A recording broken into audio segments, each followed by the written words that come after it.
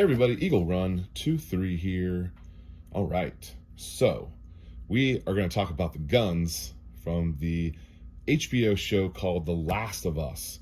And there's some pretty interesting things that happen with the firearms in this show. I'm only a couple episodes in, but I've been trying to kind of look at and keep track of what the guns are. From the beginning here, in case you haven't seen the show, this is a zombie show post-infection by like 20 something years, and so we're left to understand that the guns that are used in the show would still be around 20 years after the world ends and the zombies take over. Now, to contrast that with the show, I only watched a couple seasons of this was years ago, The Walking Dead. The firearms were a little bit more prevalent, and they talked about them a little bit more. In this show, their firearms are not mentioned. There's no mention of caliber. You just kind of have to identify them based on what you see. And there's a couple of them I'm not 100% sure on, but I think I have a pretty good idea about what they are. Now, it's really interesting to see a show that takes the idea that there would still be ammo for some of these guns, because some of them are really obscure. Now, I want to thank you guys for joining me. We have gained so many subscribers in the last month, like 8,000 or 9,000. It's unbelievable. Thank you guys for being here. If you are new, hop in the comments, say, hey, I'm new, so I can see your name on there. Leave me a comment. I try to respond to everybody.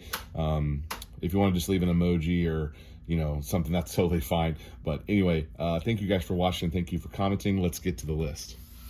One of my employees actually recommended this show to me, and from his recommendation, I've decided to kind of slow play watch it here, an episode or two of an evening while I'm doing some other work. The first gun that I'm going to bring on my list, I recognized immediately. It's a Beretta.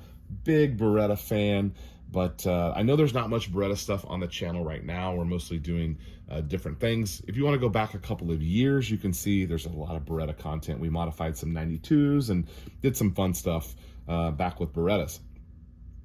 But this is a Beretta Model 70, I believe, and they don't mention it, but I'm assuming it's chambered in 32 or most likely 380. Now, the interesting thing to me, because this show is based on the apocalyptic event and then 20 years later, imagine trying to find 380 ammo 20 years after it's not manufactured anymore. That's a pretty wild scenario, and it's an interesting choice. Obviously, we think that a 9mm would be the way to go. It's interesting to me that there's not a 9mm on the list. This is a P80 Glock 17 size weapon, and we are definitely of the opinion that 9mm is prolific enough that given some sort of event, you're still going to be able to find 9mm. I can't imagine a scenario where they're trying to track down 380 ammo for this Beretta.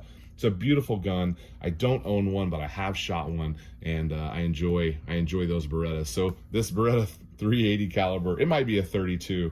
If it's a 32, even more difficult than stumbling across some 380 ammo 20 years later would be a pretty far-fetched scenario as far as I'm concerned. Buy 9mm, people. Several rifles that are in the show. There's a pump action shotgun.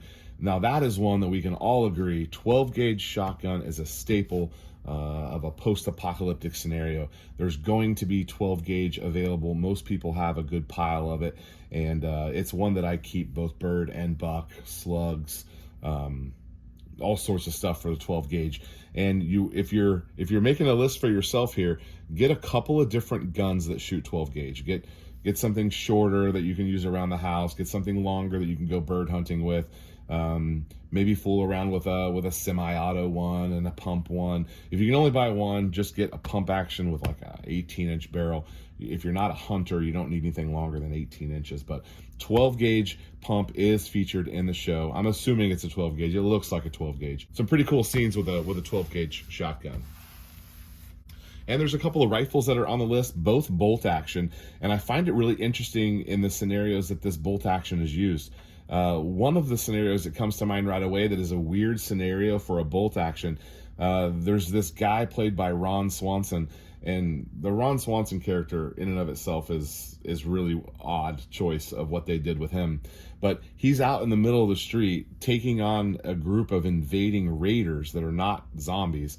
And he's out standing in the middle of the street with no cover, just cranking on a bolt action, shooting at people. Seems like the wrong choice of gun there. And it also seems like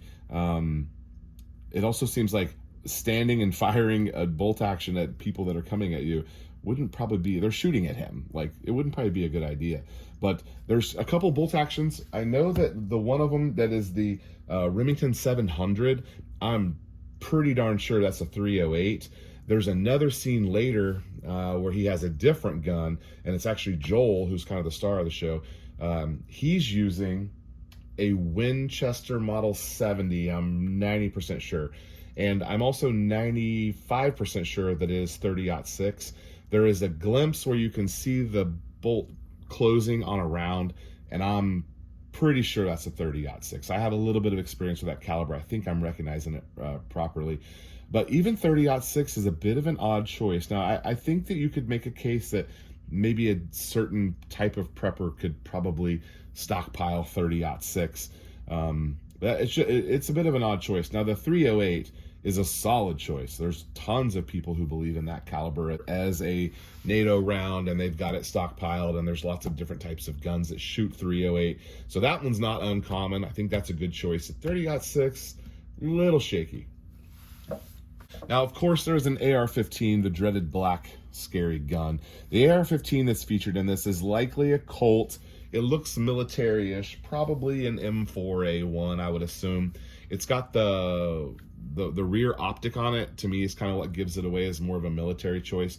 There's no ACOG or anything like that. It's iron sights, A2 front sight with it has the round ones on the side. I forget what that sight's called, but it's got the round adjuster, so you're looking through it, you're getting a good sight picture. I also believe there's several other guys who have AR-15s, and some of them are fully auto.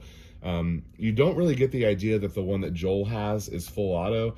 I don't remember him ripping off a mag of rounds, but he does shoot it several times, and it's actually interesting. At one point, he chooses to leave the AR-15 because he says there's not much ammo for this gun out there in the world. I found that a really curious choice, because at one point he's going to a prepper's house who he thinks is still alive. It turns out he's dead, but he's going to his house, and he would know that this guy would have mountains of 5.56. So I think it's curious that he chose to leave that gun behind and went with just a pistol.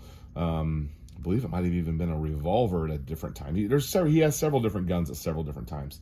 I am enjoying the show, and it's interesting the direction they took, where the firearms are definitely a part of the show, but they don't give us any of the details, to kind of make us gun guys happy.